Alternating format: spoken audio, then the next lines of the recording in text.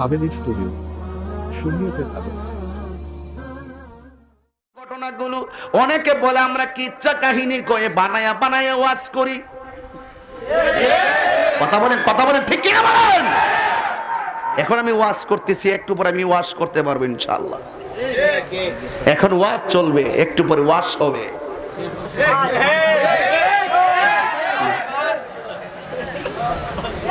চা দিস না পারলে কফি দে, চা দিস না পারলে কফি দে। আসতে আপনারা যে ফুলা খান যে এমন আমি বুঝি, এই জন্য আমি ওয়াজটা ধরতেছি দলিল দিয়া, যাতে এই লাইনটাই না পান আপনারা।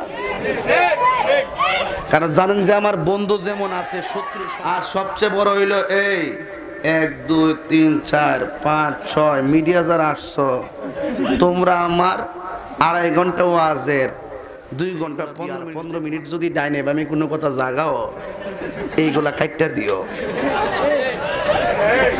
তোমরা কিন্তু আজকে কিন্তু একটারে দতাশা নাকি বাড়ি আমার জিকির গুলো আজকে ছাড়ছে, ডিজে বানায় ডিজে বানায় ছাড়ছে।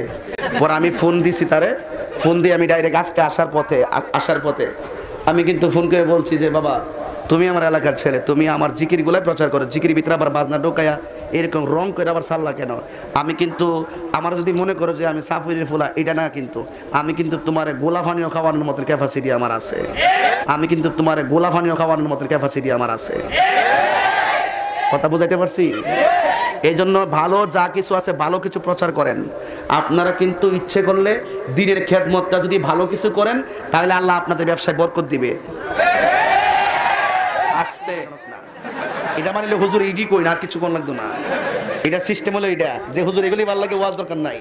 আমরা যেমনে সাজামাইবে সমাজ সাজবে, কিন্তু একটু পরে ওয়াজও হবে, ওয়াজও হবে, ওয়াশও হবে।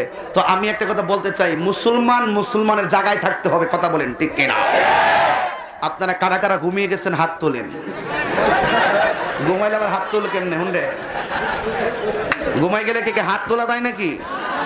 তো আপনারা একটু আওয়াজ করে বলেন আল্লাহু আকবার।